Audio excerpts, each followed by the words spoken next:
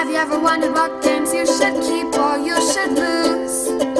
Find out here at Purge Reviews. King of the Dice was a board game that I got on a lark. I was trying to fulfill an order, and I saw the picture of it. It was recommended. The box art looked fine. It's a kid's game. I'll take a fly on it. And this is a game that ended up being one of our family favorites. I love this game. My kids are asking for it by name. Now, if a bunch of adults sat down to play this, there's nothing new here. It's not very unique at all. But the fact they were able to take these mechanisms and put them down for kids as a learning game and as a stepping stone to perhaps when they get older. So if your kids are done with some of the roll and moves and kind of the easier games, this game is really cool. Now, it takes the Yahtzee mechanic of roll once with 2 re-rolls, and you're trying to get different combinations depending on what cards you want to get. Now, they might require certain colors or certain pips on the dice or certain combinations. You know, maybe it needs a straight or a full house or something like that. And it's very interesting how it goes through. Now, you're probably saying, I've played a million games like that. And you have, but your children have not. And a lot of these games like this where they kind of, they dumb it down for the kids, right? And they're going to make it where the kids can understand. Only a couple of the cards have like special powers. They give you an extra turn or an extra reroll next time. But for the most part, it's just straight points. And if the colors match up with the kingdom, then you're also going to get the kingdom cards. So there's a couple things you can do. And my 8-year-old was able to pick this up on the first play. By the second play, he could have taught the game, knew all the special rules, knew exactly how to play. And it's just fun. The kids are rolling dice. They're familiar with that, but it's adding in different aspects. Now you're trying to get cards to get the points. You want the dice to match. You're not just moving. And there's different ways the cards score. If the colors match, or they might have a power on them. Some of these things are new, and the kids are having fun learning it. And that's what a children's game should do, is kind of step up as you go. Not just jump off, roll, and move, and all of a sudden now you got to play Agricola. There should be stepping stone games, and this is one of them. Very cost affordable, very small box, very simple components, and we have had a blast with this one. Huge surprise for us, a definite winner. One that now if your kid is, 7 or 4 and they're playing Yokohama, or they're playing Caverna with you, or playing Vital Lacerda games, okay, this isn't for your kid. But for the rest of us with normal kids who love games and loves children games, this is a good one. Check this one out. Absolute keeper, one we adore.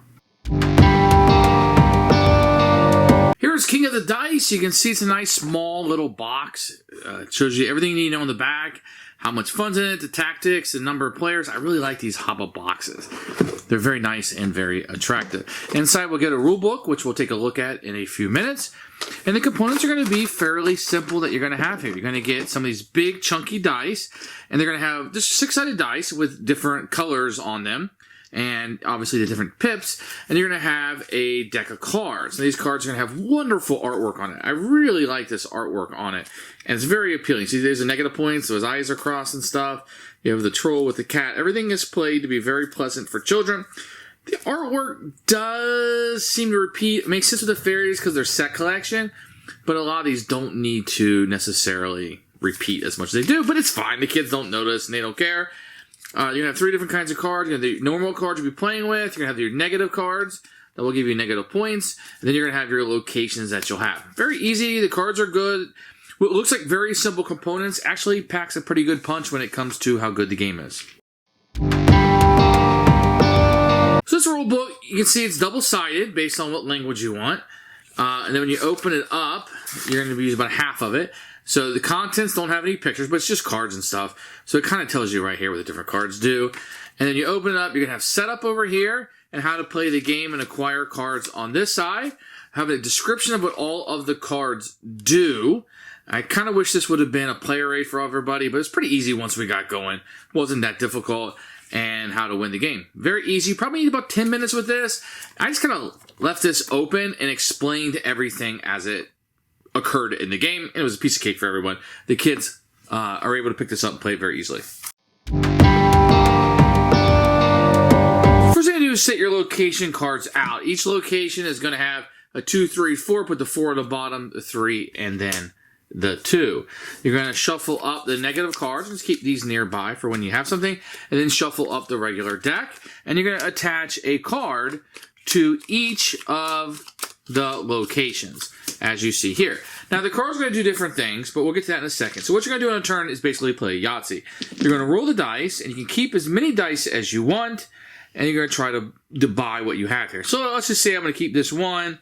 I'll rule the rest. I got 3 1s. So I could spend the 3 1s to buy this card, and it would go in my scoring pile. This one right here says you have to have a number higher than 28.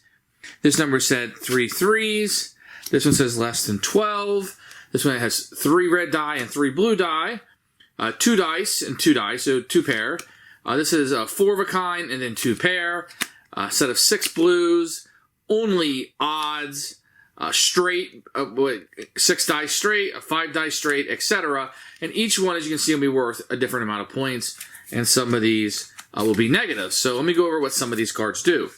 So the Hypnotist, when you grant this, it's only worth 1 point, but you do get the card to the right. So that's what he allows you to do. The Dragon, negative points. That means you give it to somebody else to give them negative points. A little bit of take that. The Fairies are worth more points the more you get. If you have 1, it's worth 1 point. If you get 3, they're worth 3 points each. If you get 5, they're worth 5 points each, and so on.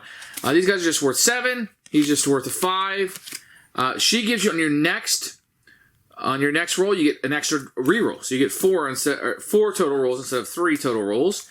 And he gives you an extra turn. So as soon as you get him, you get another turn, and you get to go again. The rest of them are just points. There's no other special powers involved. So just 3 or 4 different cards that you do something a little bit differently. Now, so you roll in and you're trying to match up, which we've seen before. Here's a little bit of trick to the game. So let's say this was set up like this. If the color matches, then you're going to get both. You would get the person if you had the 3 3s, and you would get the victory points for the location if they match. After a card is 1, let's say I got the Hypnotist, which would give me both of these cards. This would slide down, and we would refill this for the next player. So you can obviously see, maybe I don't want to take this because I'm setting somebody up for a point. So there'll be a little bit of that's in it. The game can end of one of 3 ways. If all the negative cards are given out, if this deck runs empty, or all of these cards of one of the sets. If all the yellows are gone, or all the greens are gone. Normally, I see one of these gone, or this will gone. Whoever has the most points at the end of the game is the winner. It's a very simple little Yahtzee mechanic of collecting these cards and doing what they say. Now, the only thing is if you can't buy any card, so you rolled and you're trying and you don't fulfill any requirement, then you have to take the negative card. And this will go in your pile, and these can be between 1 and 4. So in this case, I got this one. Oh, I got negative 3 points because I wasn't able to purchase any card. So you want to press your luck a little bit with the dice roll, but not too much, because if you don't get something, you're going to get negative points. And that's how you play King of the Dice. Who should buy this game? Clearly, anybody with a kid 5 and above. I think this is a really fun jumping off game. I like this game as a filler, and I would play this game as an adult in being a filler. And I feel like your family will have a blast with this one. Simple, plays quick, has cute artwork on it. The neck is that Yahtzee mechanic they're going to need for like King of Tokyo and other games. This is a really fun experience. Plays quick. Not a lot of direct conflict in it. You're taking a card maybe somebody wanted, but that's just the nature of the game. So unlike King of Tokyo, it kind of uses the same thing. You're not just beating everybody up, right? So you're just trying to score points. We've had a lot of different winners, which is a plus for us and our family. We don't want the same kids winning because there's some luck and variable in the dying of the roll. I had tons of way to mitigate the dice, but kids don't notice. This is a huge winner for us, and it's once being asked for by name. So in my family, that's very, very good. Absolute keeper for us. This is a winner from HABA.